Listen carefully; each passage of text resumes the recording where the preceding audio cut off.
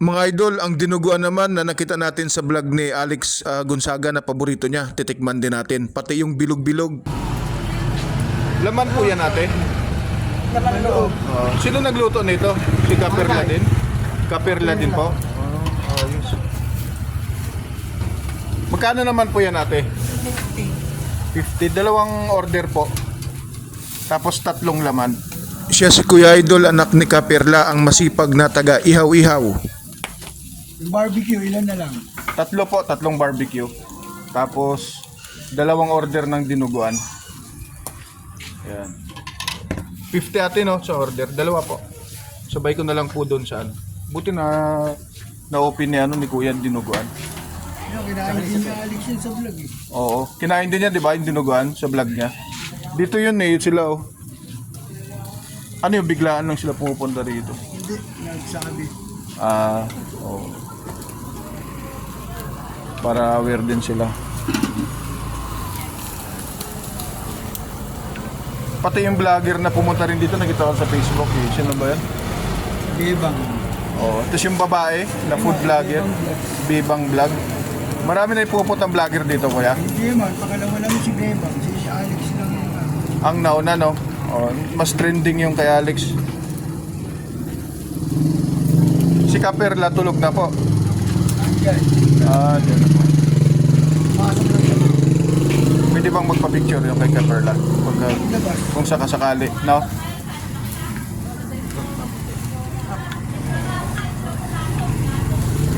Thank you, sir, ha?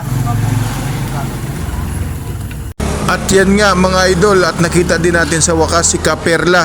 Yan yung sikat na nagtitinda ng ihaw-ihaw dito sa may Pulumbarit sa Taytay Rizal, at na-featured yan sa vlog ni Alex Gonzaga at iba pang mga sikat na mga vlogger. Dito lang yan mga idol sa sa Taytay Rizal. At siya si Kaperla. At maraming ang bumibili dito kay Kaperla, mga suki na, at binabalik-balikan nila yung barbecue. At titikman din natin maya-maya lamang pagka dinner yung ating nabiling mga ihaw-ihaw dito kay Kaperla. Yung sauce na pang lagay dyan sa barbecue, yan yung nagpapalasa ng masarap, dahil yan sa secret recipe ni Kaperla at ang kanyang sauce na binabalik-balikan ng mga suki natin, pati ako napabili ng barbecue, ihaw-ihaw, dinuguan dito kay Kaperla. Since 1998 pa pala sila nagtitinda dito mga idol, at paborito nga sila ng magkapatid ng Gonzaga, si Alex at si Tony. Dito bumibili, paborito ng magkakapatid yung ihaw-ihaw nila at pati dinuguan mga idol. Ayon nga na din doon sa vlog ni Alex at ayon kay Kaperla. Maano rito, matahimik yung bumaba din dito kuya? Ayan, grabe. Kaya yung pintura niya, hanggang blue. Yung pinakamalalim. Ilang barbecue kayo kuya? Ito, nakailang tumbong kayo hanggang sa matapos? Ilang pirasong tumbong? Ang tumbong tsaka bilog, isa lang? Oo. Isa lang ibig sabihin?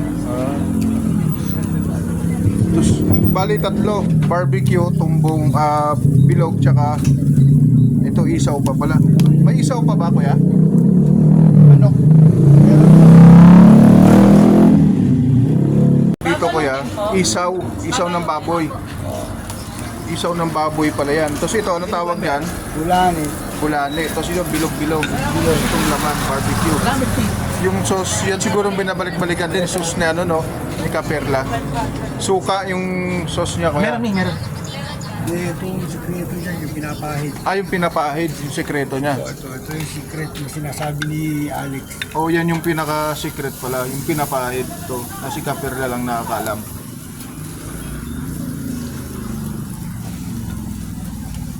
Mga idol, ito palang isa sa mga sekreto dito. Ito yung pinapahid Kaya mas lalong sumasarap yung mga ihaw-ihaw dito kay Kaperla, dito sa Pulumbarit sa Taytay Rizal. Yan, isa sa mga sekreto. Yung pinapahid na gawa mismo ni Kaperla. Yan yung masarap dito ayon kay sa vlog na panood natin sa anak din niya. Yan mga idol Ayan nga mga idol, at paparami ng paparami ang customer ni mga suki ni Kaperla dito. Saktong-sakto, alas 6 ng gabi. Pang-ulam na rin yan mga idol. Sigurado silang malinis at masarap at napanood nila sa mga nagbablog na mga sikat na mga vlogger.